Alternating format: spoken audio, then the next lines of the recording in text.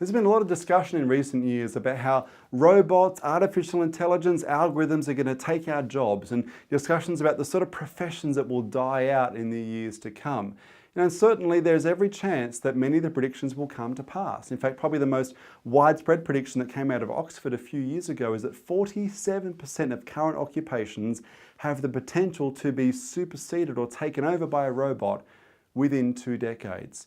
And you might think that sounds unreasonable, even inconceivable, and yet look at how we're already seeing this unfold. Recently, the Dutch bank ING replaced 5,800 staff with automated systems. Similarly, in Germany, the Commerzbank has a plan between now and 2020 to automate 80% of their internal processes as a bank, which will come at the cost of 9,600 jobs. Now, of course, as we talk about how many jobs will be lost, there's always those who look at the silver lining that the cloud has. McKinsey's did some research recently and found that because of this automation, global productivity is set to rise between 0.8 and 1.4% every single year for the next 4 or 5 decades. So we're going to be more productive perhaps, but let's make no doubt about it, there will be people left behind. There will be people in jobs, in roles right now, for whom the idea of retraining to be a software engineer or a systems analyst is not reasonable, is not practical. This is going to be a very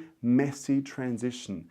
And the question for all of us is this: what are the professions that are endangered? And there are some that are quite a surprise to many of us. Professions like bookkeeping and some accounting services. The challenge for accountants right now, and I work with a lot of them, is they need to shift the way they see their roles. Accountants can no longer just do compliance, just all of the figuring out of books and putting things in the right spreadsheet spot. It's got to be much more than that. Today, for accountants to be relevant, they must be a business coach. They've got to go beyond compliance and be the coach. But it's not just them, it's some legal services. We're finding many professions that are mundane and routine are highly susceptible to being taken over by a robot, by automation, artificial intelligence. And so the question is, what are sort of professions that have got a lot of longevity? Education's a good one to be in. Aged care is going to be a phenomenal one to be in over the next few years. Of course, anything related to the building or the maintenance, the monitoring of the technology that we'll be using will be a smart place to be. But if you were to look at a guideline, I wanted to give a quick guideline in this video. What are the sort of jobs or the sort of skills you need to be developing to future-proof your career? You need to be looking at roles and professions that are non-routine, highly skilled, and involve human capabilities and emotional intelligence.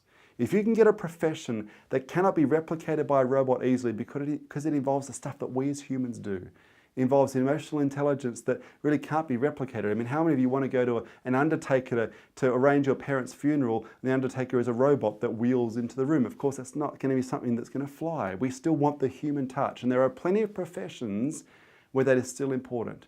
And the challenge for many professions who would maybe see themselves as transactional right now, particularly if you're in the retail space, if you're just being transactional, you've got to go beyond that. How do you bring the emotional intelligence in?